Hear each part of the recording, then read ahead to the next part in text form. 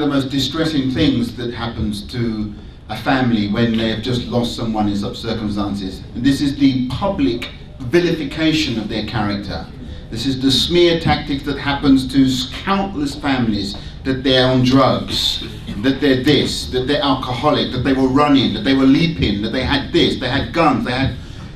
And that process goes on, and it is terribly difficult to undo, because once it's out there and the press run with it, many people in the public then have some doubts. That's the idea. It's to get you to have doubts about whether or not people are worthy of support, whether or not the person who died didn't really bring it on themselves.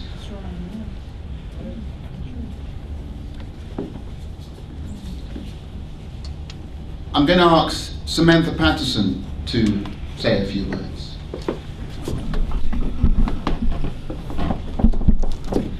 Good evening, I'm Samantha Paterson, Jason McPherson's sister.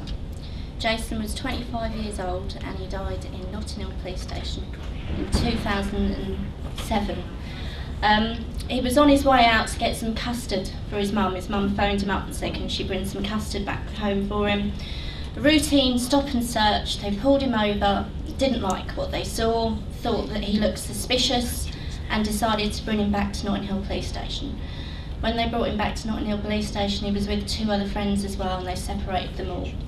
And you can see on the camera that the officer that brought Jason into the station was very aware that Jason wasn't himself and that he possibly may have had something in his mouth. In fact, he was so aware of this, he asked a doctor, one of the doctors that work in the police station, to have a look at Jason and to make sure, well, I think to make sure he was all right to be beaten up, but there you go.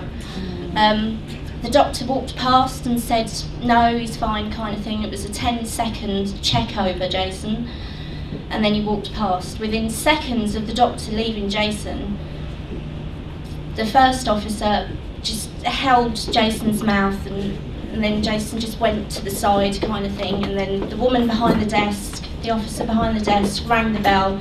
Within seconds, another 15 officers come rushing outside, and they're all on top of Jason. Now, Jason was asthmatic. His friend was shouting that he needed his asthma pump. He was heavily obese, and they laid him on the floor.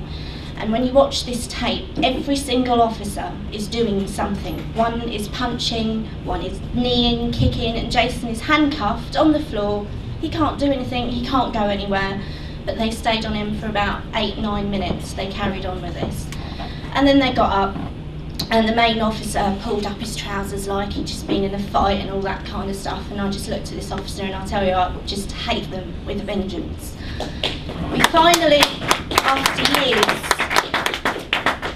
after absolute so long waiting for this inquest, that I thought I'll get something for my brother, I'll get some kind of justice, and Ricky's mum is quite right in saying, well, I shouldn't say it, but I'll say it, it's crap. The inquest system is absolute crap. I had the coroner standing there telling me, I'm asking the barristers to show the jury the tape just to make sure they see everything that I've seen. And the coroner had the cheek to turn around and say, well, we won't look at this bit because this bit is boring. Now, I think that was just a total joke. There was so many comments that this coroner made, Dr. Natman, he was just an absolute twat. But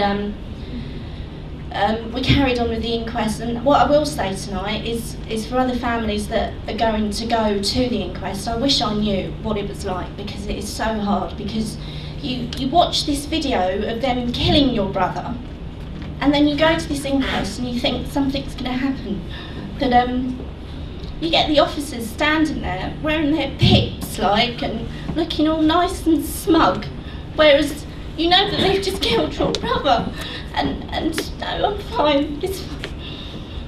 But I think that we all need to support each other so much, because it's just so hard. Somebody said to me the other day that one of Jason's friends said to me that if it was any person on the road, some other person on the road, Jason would have got his justice by now. We would be saying he's got his justice, but because you're dealing with the state and you're dealing with the system, you've got to be careful. You can't talk, you can't say things, you've got to be so secretive. And they drain you, they absolutely drain you. The whole system is just to drain you so the families say, do you know what, I can't do it anymore, I can't do it. And that's what they want.